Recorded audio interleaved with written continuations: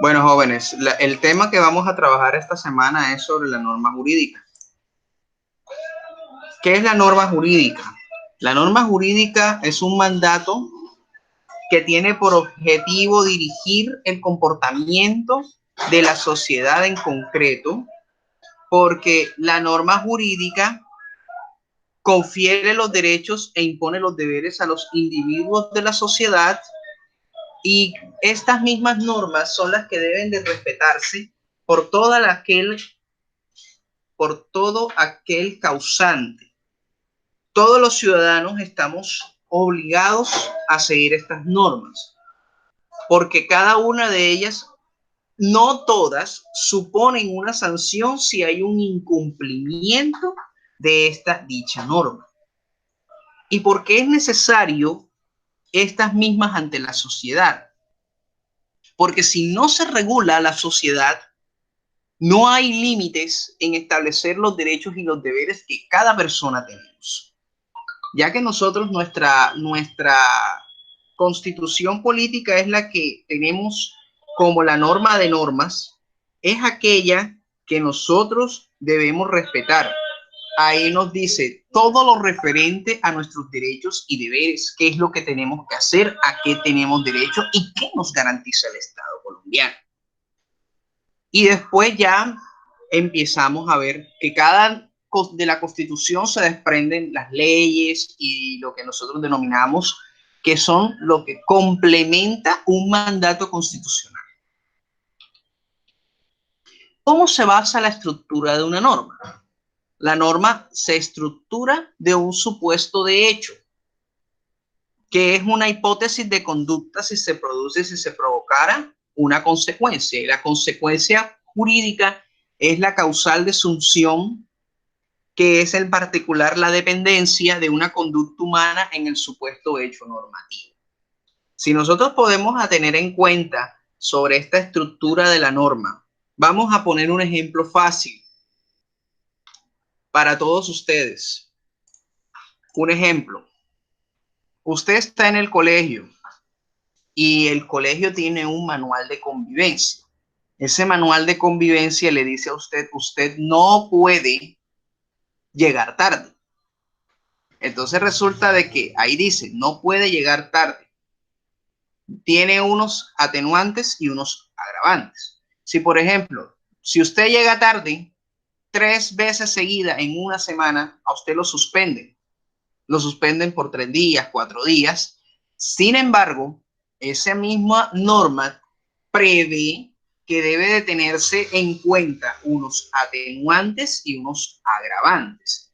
¿El atenuante cuál es? Bueno, resulta de que un día que yo entro en mi jornada normal a las 8 de la mañana en la empresa, pero resulta de que llegué tarde la primera vez, llegué tarde una segunda y una tercera, pero resulta de que puedo decir, bueno, pero primero estaba donde el médico haciéndome unos exámenes, unos estudios, y yo puedo comprobarlo con un examen de laboratorio, puedo comprobarlo con una... Entonces resulta que al día siguiente es una cita, y la cita resulta que estaban esperando los resultados del laboratorio, y o sea, ahí tengo como por decir una justificación como para decir que la sanción me la bajen.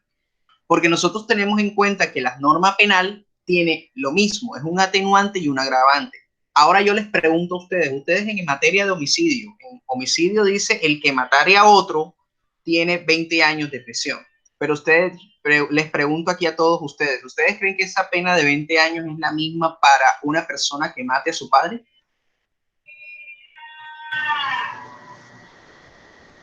¿Qué opinan ustedes?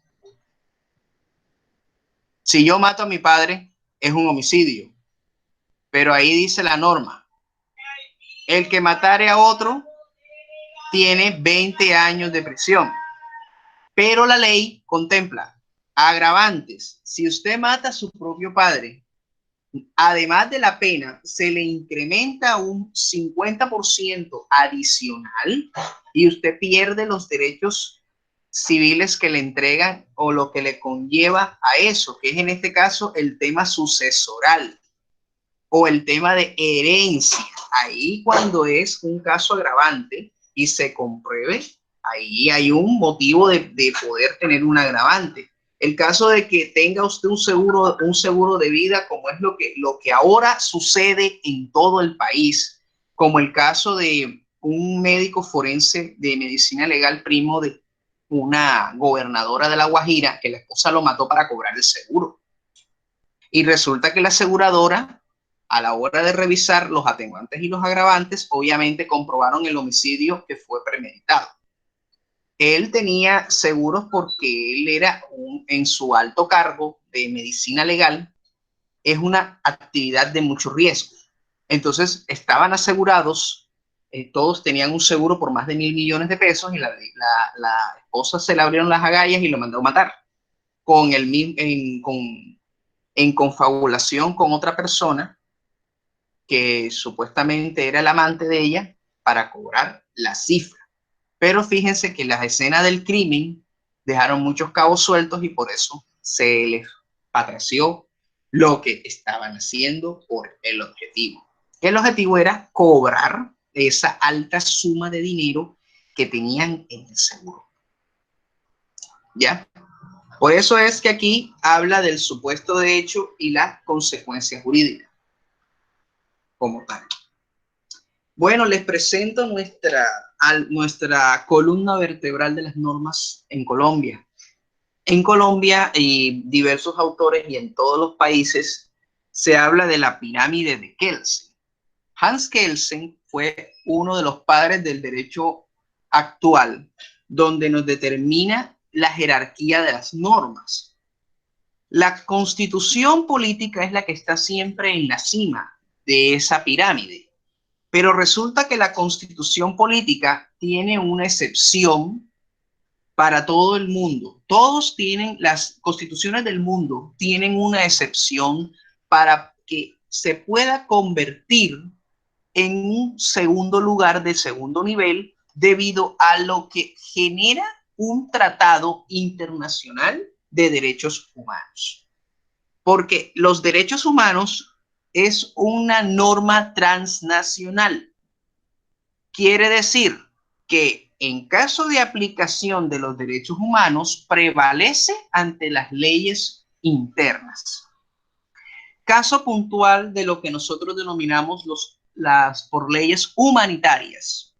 Cuando, por ejemplo, se le genera un asilo político a una persona, ustedes a nivel moderno, ustedes pudieron ver que personas como María del Pilar Hurtado, a discreción de cada país, en Panamá les concedieron asilo político.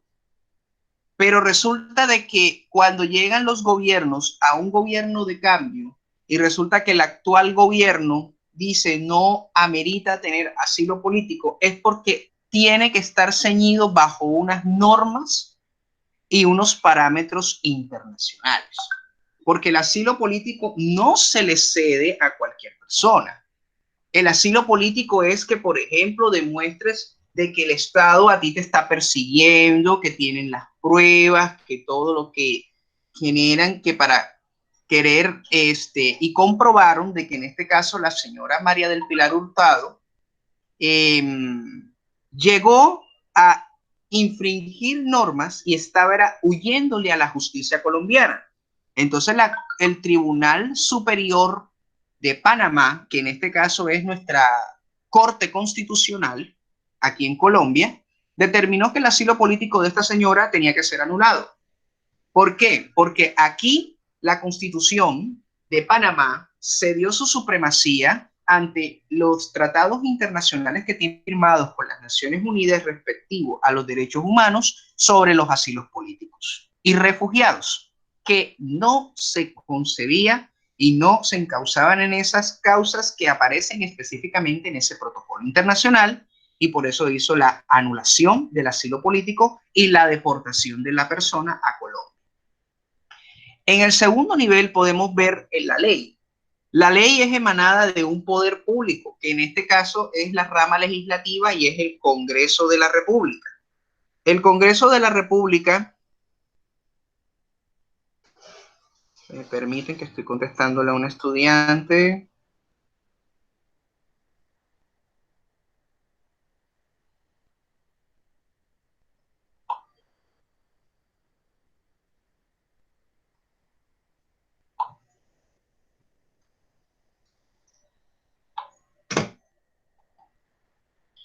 Listo. Entonces tenemos que la ley la emite el Congreso.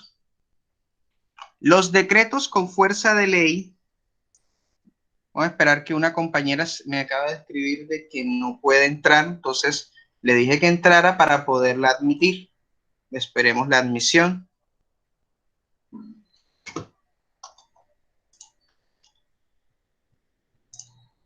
Entonces tenemos en cuenta que los decretos con fuerza de ley son categorizados en esta forma, que son aquellos que puede decretar el presidente de la República en uso de facultades entregadas por el Congreso de la República o en estado de excepción.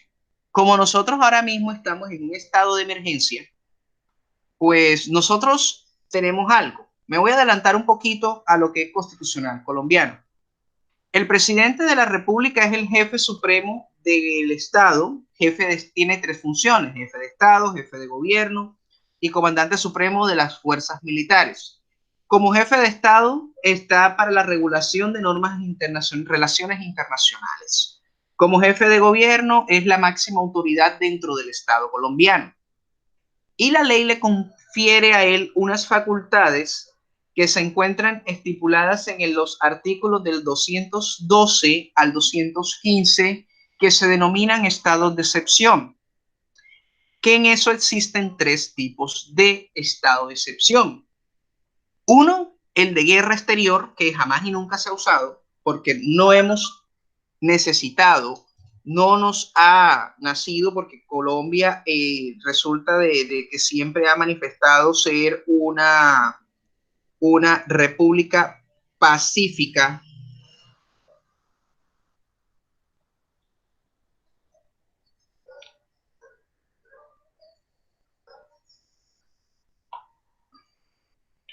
Una república pacífica, y por eso no hemos necesitado usar este tipo de estado de excepción.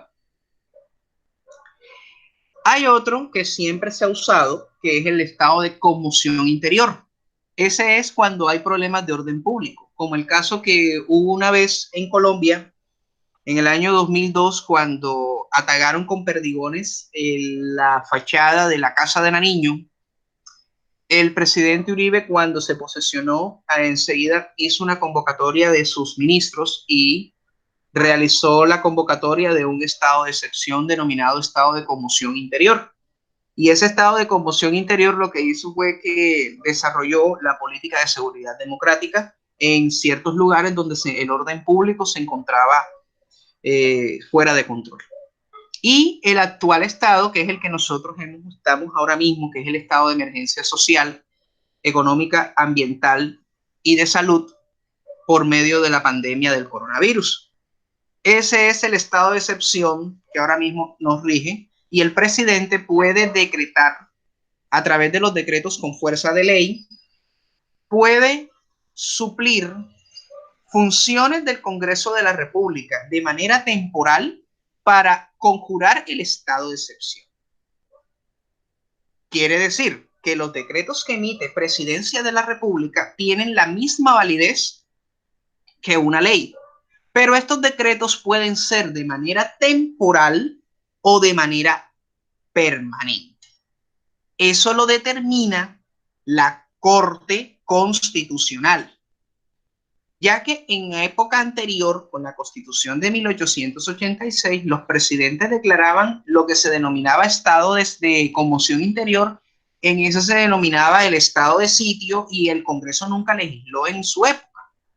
Entonces, el presidente era el que daba los códigos, porque ustedes se pueden dar cuenta ahorita cuando empecemos a revisar el tema de los códigos. El Código Sustantivo del Trabajo es un decreto ley. El Código de Comercio es un decreto ley. Y todo lo referente a esos temas, que hubo otro decreto que es cuando era antes el contencioso administrativo, también fue creado en un estado de excepción. Pero la Constitución del 91 creó una limitante al presidente y le dijo: no, señor, usted no puede crear códigos cuando usted tenga las facultades extraordinarias, ni tampoco tenerlo en estado de excepción. Eso solamente le corresponde al Congreso de la República.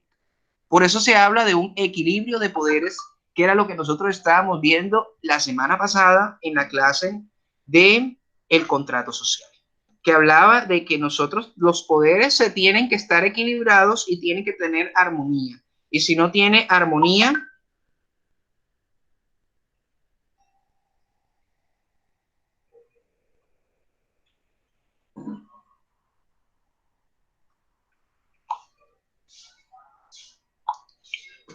en armonía. Tienen que estar los tres poderes en un equilibrio. Ninguno puede pisar al otro. Ninguno puede ser más que otro. Entonces, por eso a veces se da el mismo choque de trenes que uno tiene que realizarse de una manera armoniosa. Listo. Los actos de autoridades nacionales diferentes del presidente de la República según su jerarquía. Los ministros pueden ejercer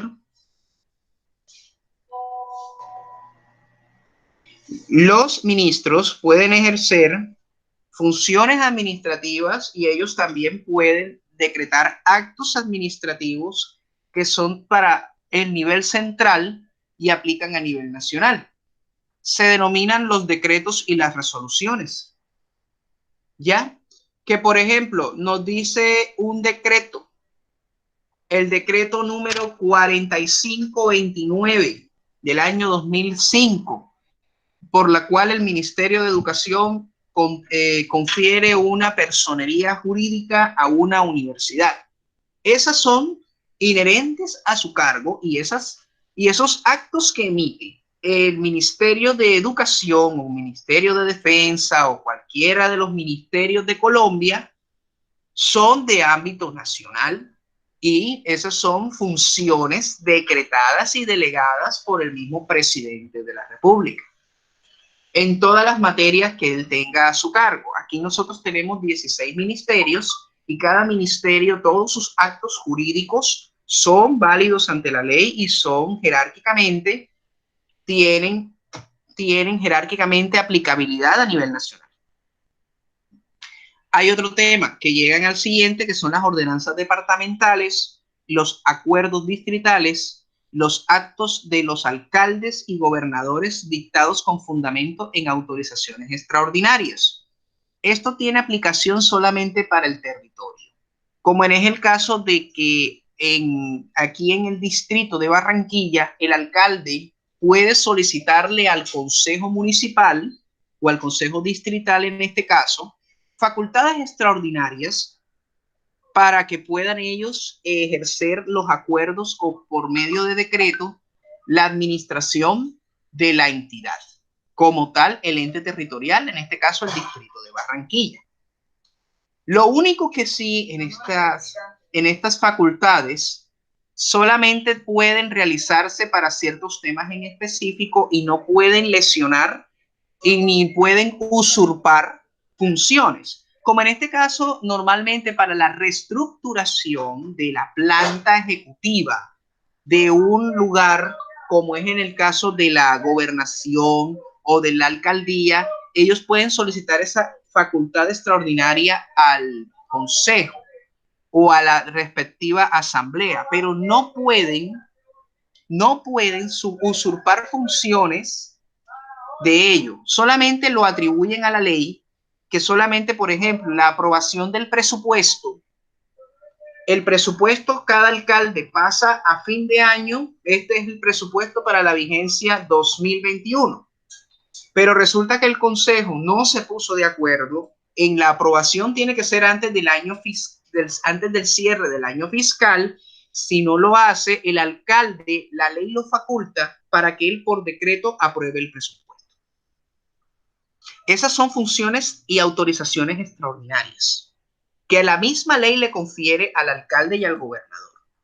Y las autorizaciones extraordinarias que también pueden otorgarle las respectivas asambleas y los respectivos consejos.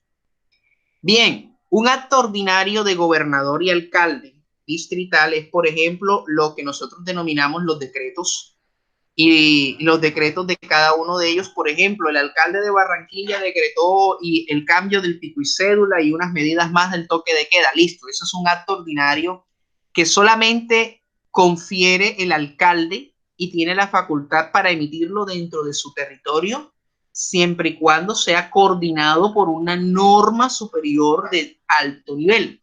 Porque ahora nosotros podemos ver normalmente cuando leemos las medidas, dice, con fundamento, las consideraciones, fundamentado en la ley tal, en el decreto tal y todo lo demás, es porque el alcalde, el acto administrativo tiene que estar ceñido por la Constitución y la ley, porque no lo puede hacer de algo tan absurdo. ¿Listo? Bueno, actos de las demás autoridades departamentales del distrito según su jerarquía. Nosotros podemos ver que el secretario de movilidad o la Secretaría de Educación es el más que todo el que se presenta más. La Secretaría de Educación es un ente autorizado que es el que entrega las licencias de funcionamiento en el territorio para los nuevos colegios. Entonces la Secretaría de Educación emite una resolución y esa resolución con las facultades que el alcalde le delegó a ellos son los encargados de entregarle a las entidades su respectiva licencia sin necesidad de que la firme el alcalde, porque ustedes saben que el alcalde es una entidad, es un marco, entonces él no va a estar, como dice uno, no va a estar como el jugador que tira el pase, hace el penalti, cobra el penalti y lo tapa. No, porque es que realmente existen las figuras de la delegación. El alcalde, por ejemplo, tiene su secretario general, que es el que está delegado para la firma de los contratos. Tiene delegado a la Secretaría de Educación para que firme el tema de las resoluciones a los colegios. Tiene un secretario de movilidad que también está delegado para el tema de lo que es la autoridad de tránsito. O sea, todos esos diversos secretarías, el alcalde puede determinar quiénes van a tener funciones delegativas que le confieren a él, para él no estar tan recargado. Bueno, tenemos también los actos de consejos municipales, acuerdos y actos de alcaldes dictados con fundamento en autorizaciones extraordinarias. Lo mismo aplica para los consejos distritales, pero en los municipales. ¿Por qué? ¿Qué diferencia tenemos nosotros? Nosotros somos un distrito. El distrito tiene unas facultades extraordinarias diferentes a un municipio diferente como Soledad. Soledad es un municipio, pero nosotros no dependemos del departamento. Soledad depende del departamento. El alcaldía como tal de Barranquilla, Bogotá, Cartagena, Santa Marta dependen realmente de Bogotá. Eso es una cadena de valor que, por ejemplo, de Bogotá manda la gobernación y de la gobernación distribuye a los municipios. En cambio, el distrito es Bogotá directamente desde Presidencia de la República por ser un distrito. A pesar de que nosotros tenemos que la gobernación del Atlántico se encuentra en la ciudad de Barranquilla, la capital del departamento del Atlántico somos nosotros.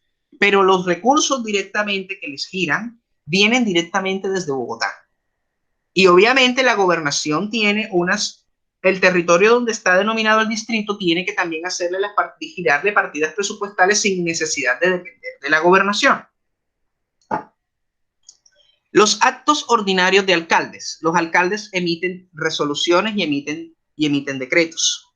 Todos los alcaldes aplican sus medidas para el territorio.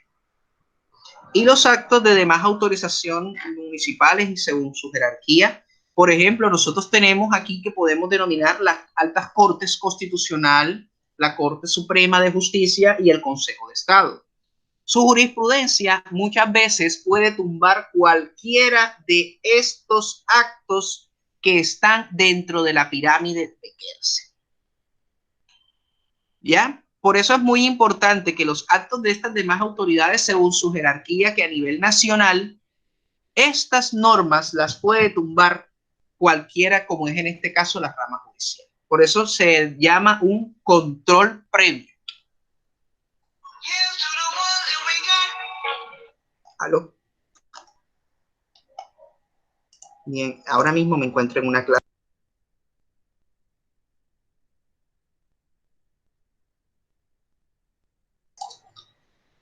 Bueno, listo. Entonces tenemos acá la clasificación de las normas jurídicas. ¿Cómo las clasificamos nosotros? Según si se pueden ser sustituidas o no. lo que estábamos hablando, una norma de orden público de jus cogens o necesaria. Es que pueden ser una norma de orden público, no las puede modificar cualquier persona, porque esa es la naturaleza, solamente las puede modificar cierto órgano, como es en el caso de una norma de orden público que tenga que ver con la constitución política, tiene que ser el Congreso de la República a través de un acto legislativo. Ese acto legislativo debe de pasar a un control previo de constitucionalidad por parte de la Corte Constitucional. Normas de orden privado, que son aquellas que pueden ser sustituidas en cualquier tiempo por cualquier ley ordinaria, que en este caso el Congreso de la República es el facultado para realizar dicha sustitución. Y una norma de orden público es muy difícil que sea su sustitución debido a que nosotros aquí tienen que tenerse una serie de parámetros para hacerlo. Ahora tenemos, según el interés preponderante, si es una norma de derecho público o una norma de derecho privado.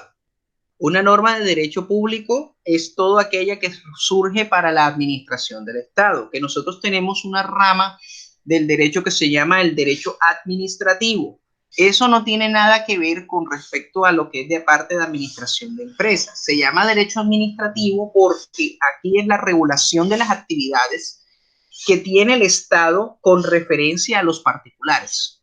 Y una norma de derecho privado, como es el caso de, por ejemplo, lo que nosotros hacemos diariamente con una acción, que por ejemplo nosotros hacemos préstamos, eso es norma de derecho privado porque son de acuerdos entre las partes. Según sean dictadas para una totalidad o determinado número de personas. Una norma de derecho común es para aplicabilidad a todo el mundo. Como por ejemplo, todos somos iguales ante la ley, tenemos derecho al trabajo, a la educación, tenemos derecho al nombre y a todo lo que nosotros conocemos de los derechos humanos. Pero resulta que hay una población especial, que en este caso son los ancianos, los de la tercera edad, los discapacitados o personas en condición de discapacidad. Entonces, ahí yo realizo una norma complementaria que yo regulo un derecho especial para esa clase de personas. Y según el mandato que contenga. Hay unas que son de tipo imperativas, unas de prohibición y unas permisivas. Como por ejemplo, la norma permisiva, que es que yo permite ciertas acciones y en ciertas horas, como es el caso de Barranquilla, un decreto que está desde hace rato, que es el de las motos, te dice, está prohibida la circulación, ahí me está prohibiendo, pero yo te voy a permitir, a la vez te voy a permitir, y te voy a permitir a ti de que circules en tu moto en esos horarios como propietario de la moto.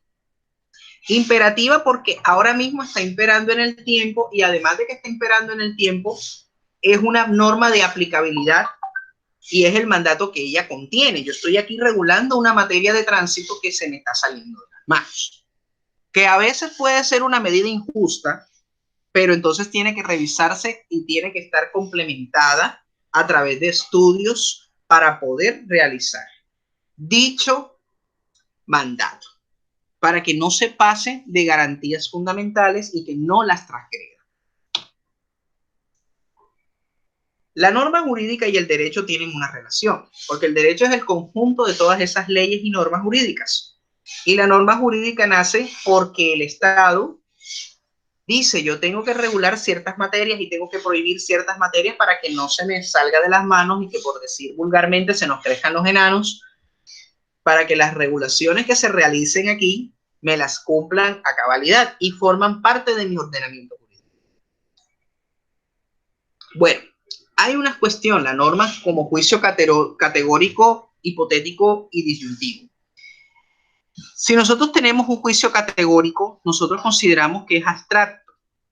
Como por ejemplo, hay una norma abstracta que dice que nosotros como hijos tenemos que respetar a nuestros padres. Y el caso hipotético de esta norma como juicio hipotético es que nosotros debemos tener un vínculo y ese vínculo lo tenemos que obviamente él es mi papá y descendencia y tenemos que respetarlo. Ahí se combina el juicio categórico y el juicio hipotético. Y cuando estamos hablando de un juicio disyuntivo es cuando nosotros le damos que la norma no tiene ningún lugar y algo ultra sistemático que no lo complementa el esquema keynesiano, pero en este caso es el cumplimiento de un deber jurídico que no debe ser, no debe tener contradicciones dentro de las normas. Entonces aquí nosotros tenemos cómo es. El categórico tiene que tener una sustancia y un accidente. El hipotético es la causal y la dependencia, y la acción recíproca es el tema de los disyuntivos. Aquí nosotros tenemos que la sustancia y accidente es como lo que nosotros estábamos hablando en la categoría. La categoría es que yo, por ejemplo, tengo que respetar a mis padres. Y el hipotético y la causal de dependencia es que nosotros estamos dependiendo de él y él es nuestro papá, es nuestro padre biológico, y nosotros tenemos una acción recíproca de respeto, que es en este caso la acción recíproca es que, por ejemplo, lo que nosotros tenemos en el vínculo con ellos y es lo que nosotros nos hace que tener en cuenta y nos tiene que tener un peso.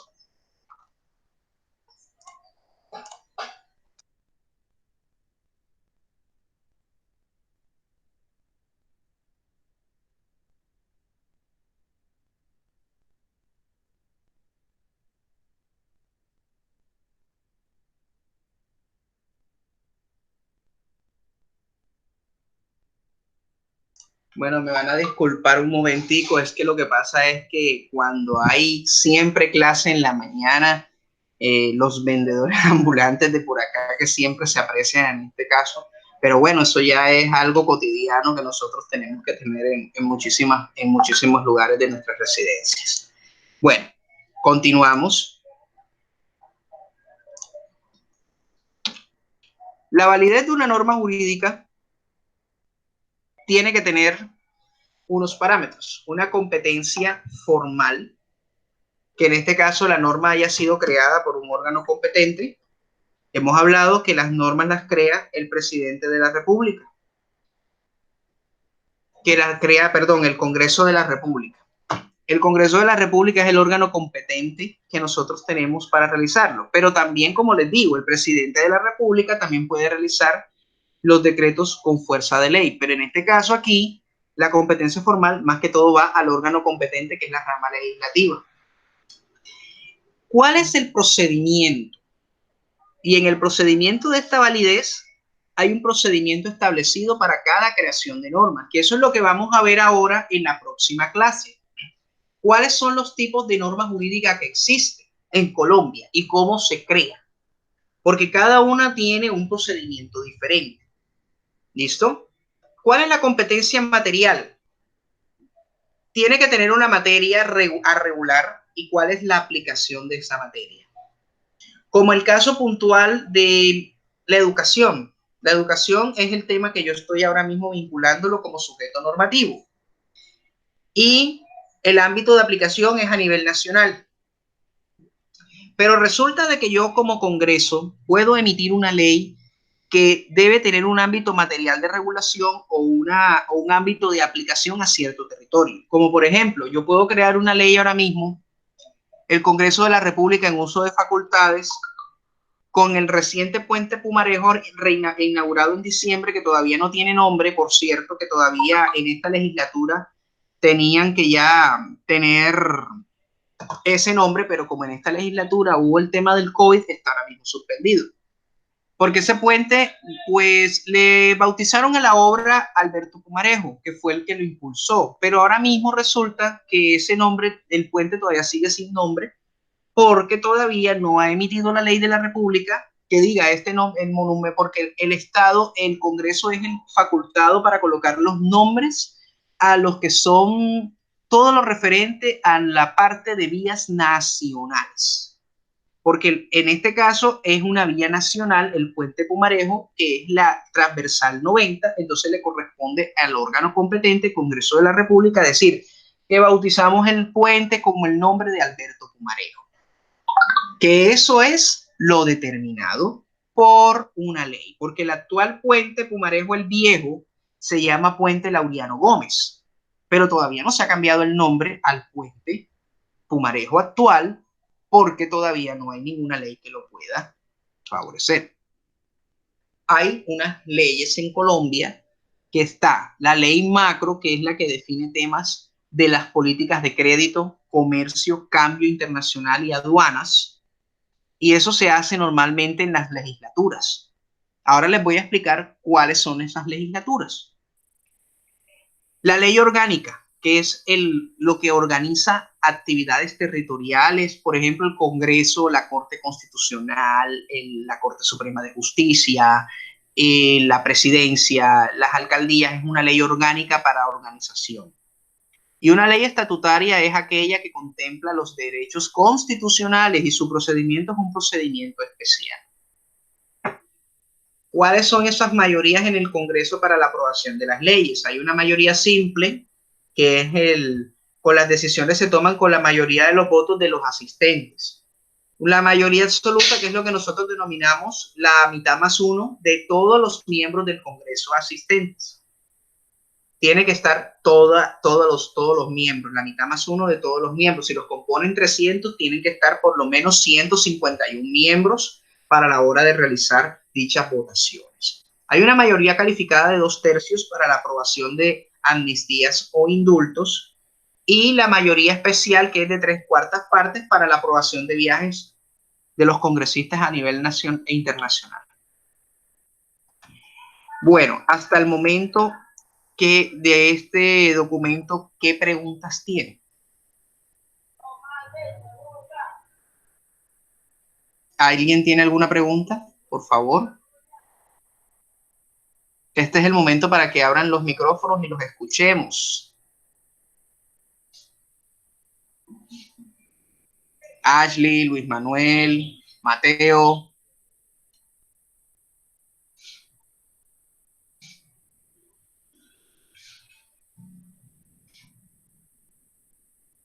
Bueno, ahora voy a explicar un documento que ustedes son los que se van a leer primero antes de realizar la actividad. Vamos a realizar una actividad que es un cuestionario que les voy a mostrar. Ese cuestionario, como lo tenemos aquí. Ustedes lo pueden contestar desde la misma aplicación y no les va a generar mucho.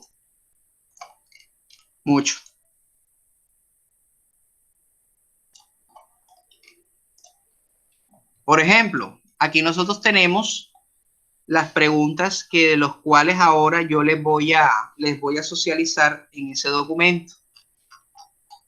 ¿Ya? ¿Cuál es el documento? El documento se encuentra en la plataforma y se llama La pirámide de Kelsen y sus autoridades. Este documento habla de cada uno de lo que nosotros estuvimos hablando de las pirámides de Kelsen. El Congreso de la República. Aquí habla sobre el Congreso, que es un organismo titular de rama legislativa. Lo compone una Cámara Alta, que es el Senado. Su elección se hace a través de nivel nacional. Una Cámara Baja, que la compone la Cámara de Representantes, donde eligen la circunscripción territorial, que es en este caso el departamento o el distrito de Bogotá, y que se unen en un solo cuerpo denominado Congreso de la República. La elección de estos miembros es cada 4 años, con posibilidad de reelección. Los periodos legislativos inician el 20 de julio del año inmediato a la elección, hasta la elección siguiente, hasta el 20 de junio del año inmediato de terminación. Estos miembros están elegidos para la vigencia del 2018 al 2022. ¿Ya? Y los periodos legislativos son 2. Uno inicia el 20 de julio hasta el 20 de diciembre. Y el segundo periodo en el 20 de marzo al 20 de junio. Sin embargo, a discreción del presidente de la República, puede convocar a sesiones extras para la aprobación de proyectos de ley. Este órgano produce todas las leyes que regulan el funcionamiento del Estado, presupuestos, materias sociales, políticas, económicas y las leyes estatutarias. Este es el que está obligado a realizar la función de las leyes. Y hay un dato curioso, que en unas legislaturas que hubo en el segundo gobierno de Uribe, estas legislaturas nunca se cumplieron hasta esta fecha porque siempre convocaba a sesiones extras y por eso a veces teníamos malestar, porque convocaba a sesiones extras para la aprobación de las leyes. Bueno, Tenemos al presidente. El presidente, como estábamos hablando ahorita, tiene tres funciones: el jefe de Estado, jefe de gobierno y comandante supremo de las fuerzas militares, de orden público y de seguridad nacional. Sus normas, los decretos con fuerza de ley. No puede, lo que estábamos hablando, no puede suprimir, no puede derogar los códigos, no puede suprimir derechos y garantías individuales. Se catalogan de tercer nivel en la pirámide de Kelsen. Los ministerios producen lo que son delegaciones del presidente de la República en los distintos ramos. Se eligen para periodos mínimos de 2 años, pero al ser de cargos libres de nombramiento y remoción, estos periodos en muy pocos casos se cumple, como también un ministro puede durar un cuatrenio presidencial, o en este caso como la canciller María Ángela Holguín, que duró desde el gobierno Santos, desde el 2010 hasta el 2018, cuando finalizó su gobierno. Esos son casos excepcionales. Y estos ministros emiten decretos y resoluciones que en uso de facultades otorgadas por el presidente referente al ramo y se consideran de tercer nivel con aplicación en ámbitos nacionales. Bueno, aquí hablábamos también de las asambleas departamentales, que qué es lo que son, cómo se denominan, que en este caso las asambleas departamentales se denominan los diputados, los miembros, y emiten unas ordenanzas catalogadas de tercer nivel. Consejos distritales, que son los que también se emiten de tercer nivel, porque es que los distritos tienen algo más en el tema de facultades con respecto a la ley de los distritos y todo lo que realiza para su territorio. Los consejos municipales, que son lo mismo que las asambleas, pero el campo de aplicación es de municipios y se consideran de tercer nivel. Y aquí estamos hablando de la jurisprudencia de altas cortes, que se denominan de alto nivel. Perfectamente pueden tumbar las anteriores en cualquiera de las, dependiendo de su competencia. Por ejemplo, el Consejo de Estado tiene que ver con todo lo referente al Estado, todo lo que emita una autoridad de nivel estatal, como es en el caso del alcalde, el gobernador, el presidente. Tienen que estar vigilados por el Consejo de Estado para que se acoja a la parte de lo contencioso administrativo. Ahorita, cuando ustedes avancen un poco más en esta carrera, que es una carrera muy bonita, hablábamos de un proceso de nulidad y restablecimiento del derecho. Esos conceptos nacen a través de una vida jurídica, que por ejemplo, usted está agredido por un particular, que es en este caso, si usted tiene una casa y resulta que en la casa del barrio Bellavista van a construir una canalización de arroyo. Listo. Ahí hay una canalización de arroyo.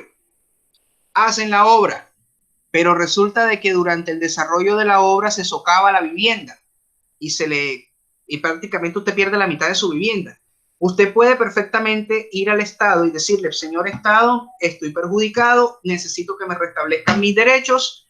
Y aquí se determinado con el artículo 92, 93, si no estoy mal, de la Constitución, donde habla sobre que el Estado es responsable de todo lo que realizan sus actuantes. En este caso, la responsabilidad del Estado contempla de que tienen que realizarme la indemnización respectiva, además de la construcción de la casa, porque ahí se denomina un daño emergente y un lucro cesante, que eso es lo que nosotros ahora vamos a aprender un poco más, que nosotros vamos a realizar dentro de nuestro desarrollo, y donde estemos en clases presenciales para hacerlos en manera de un debate de audiencias, que a mí me gusta mucho utilizar unas audiencias, y posiblemente pues voy a realizar con la americana el préstamo de la sala de audiencias para que ustedes se vayan familiarizando y que ustedes vayan a tener ese ambiente del derecho desde ya, porque eso es lo muy importante.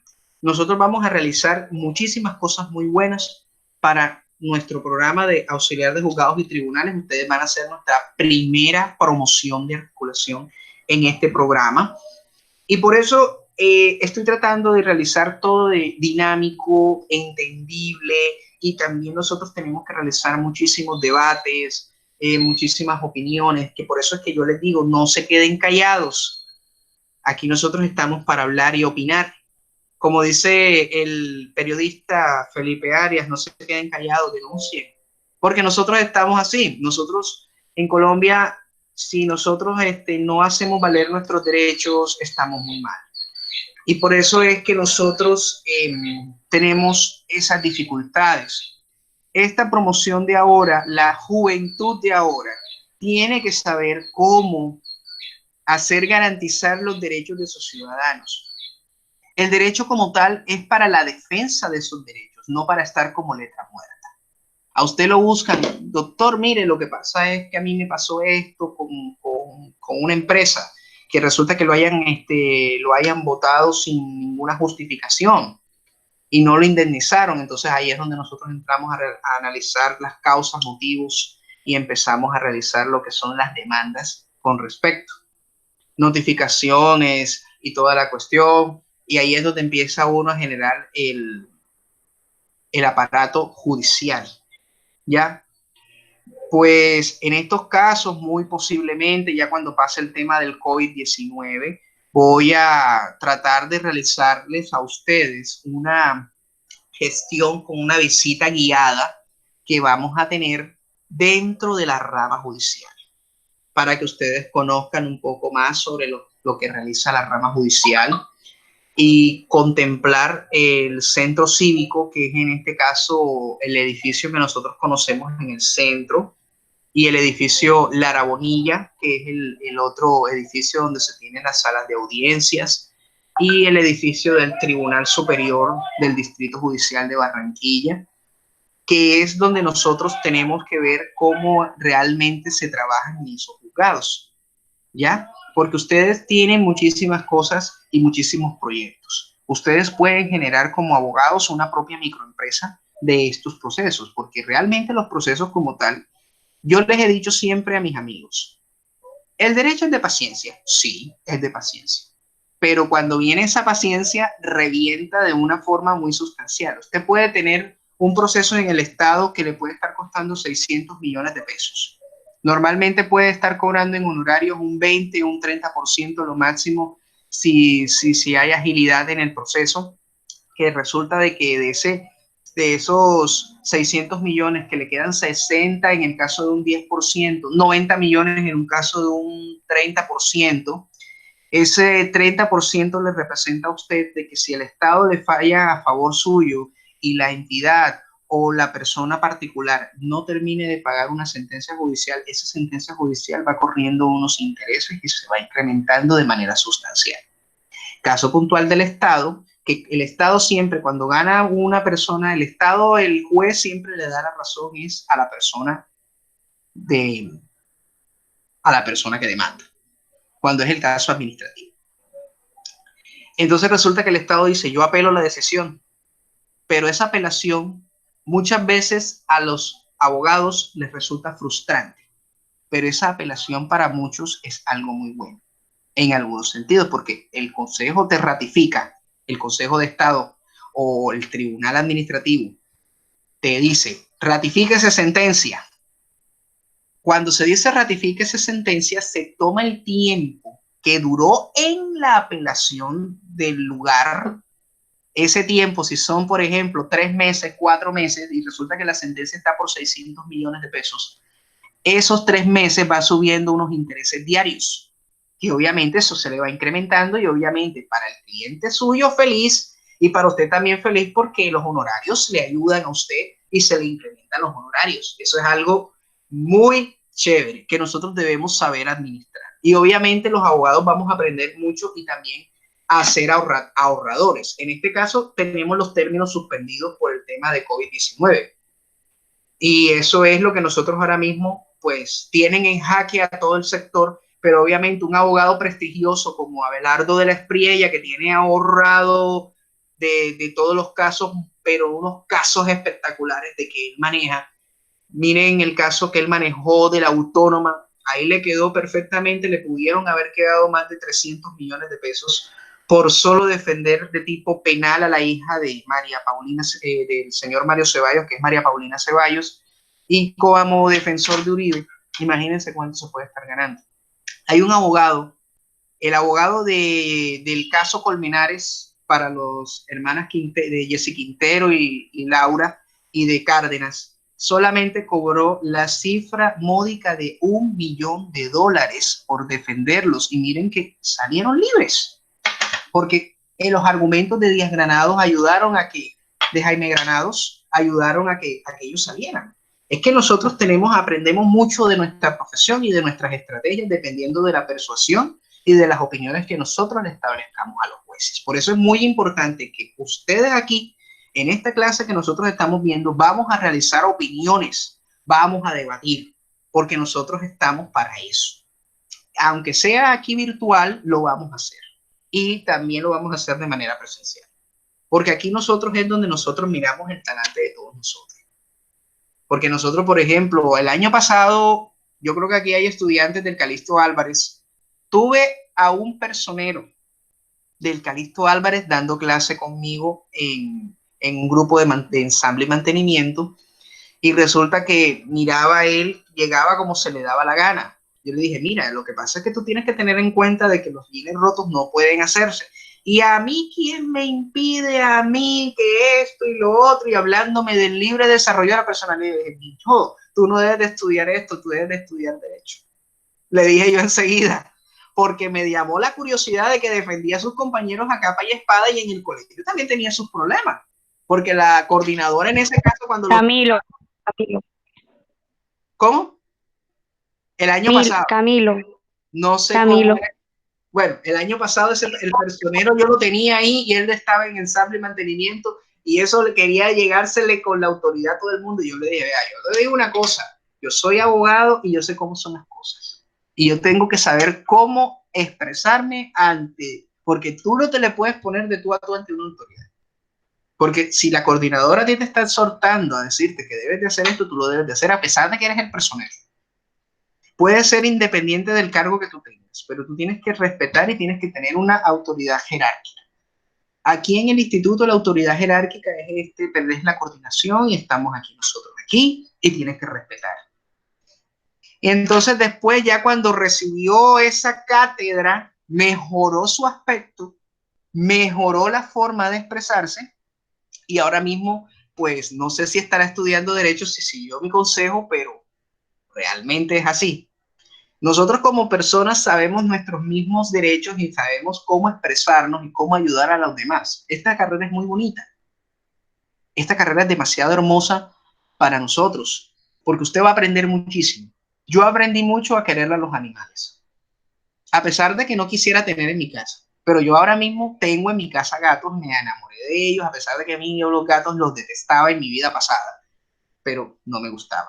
Aprendí mucho al amor de los derechos humanos.